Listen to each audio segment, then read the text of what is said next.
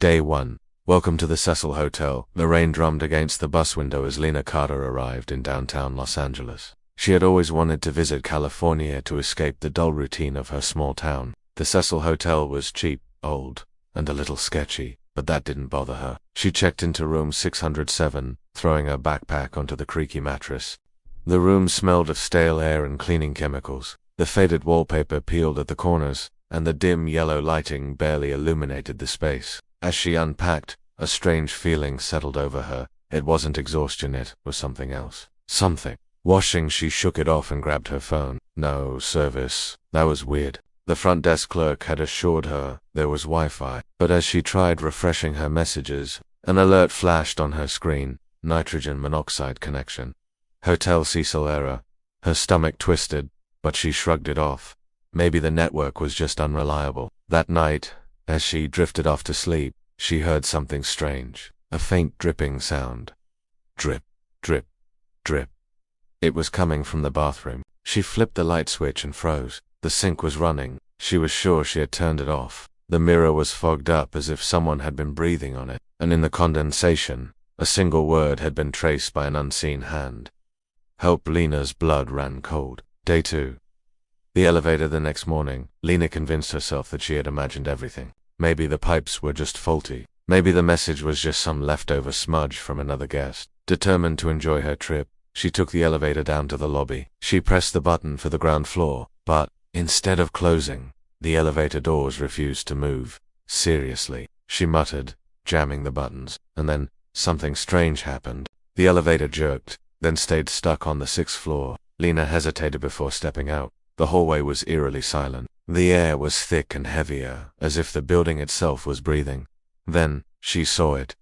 A shadow at the end of the hall. A woman stood there, facing away. She was wearing a tattered black dress, her hair tangled and wet, dripping onto the floor. Lena's breath caught in her throat. The woman twitched, her head tilting slightly, as if she sensed Lena's presence. Lena took a slow step back. That's when the woman moved.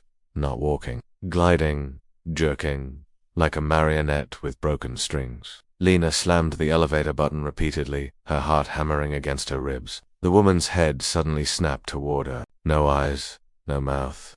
Just a void where a face should be. The elevator doors finally slammed shut, cutting off the vision. Lena pressed against the wall, gasping for breath. The lights flickered.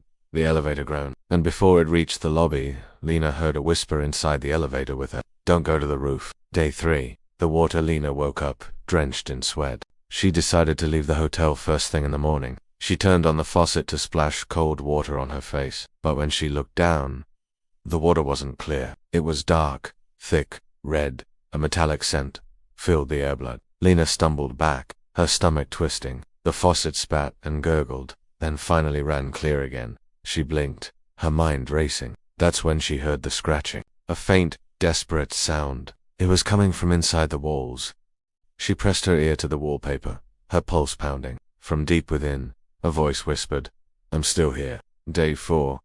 The roof. Lena had had enough. She stormed downstairs to demand a refund, but the front desk was empty. The entire lobby was deserted. That's when she noticed something strange on the hotel's security monitor. A grainy, black and white feed from the rooftop camera. Someone was moving near the water tanks. A girl, her arms moved in erratic motions, as if struggling against invisible hands, pulling her closer to the edge. And then, with a final jerk, she was dragged backward, straight into the open water tank. Lena screamed. She turned to run only to see the elevator doors open in front of her. Inside stood the girl from the video, wet, shivering, eyes wide with terror. She reached out to Lena, her voice barely above a whisper. Help me. And then a pair of hands yanked her back into the darkness. The doors slammed shut. The buttons on the panel flickered wildly. Then without warning, all of them turned black. Except for one. What oh? Lena didn't want to go up there, but something told her that if she didn't, she would never leave this place. Day 5. The last guest of room 607. The rooftop air was thick with fog. Lena stepped forward, her breath visible in the cold night. The water tank lids were open, and when she peered inside, there she was. A girl floating in the water, her lifeless eyes staring up at the sky. Lena stumbled back, heart racing. Then, she heard a splash. The girl's head turned toward her. Her soaked, twisted lips parted into a gurgling whisper. You're net. Something cold and unseen grabbed Lena's ankle. She screamed, but it was too late. The water pulled her under. The next morning, hotel guests complained about the foul-tasting water. When maintenance checked the rooftop, they found 2 bodies in the tank. One of them had been there for years. The other was Lena Carter. No one could explain how she got there. The hotel had no records of her ever checking in. Rooms, it had been vacant for decades. And just like that, another guest was lost to the Cecil Hotel. Forever.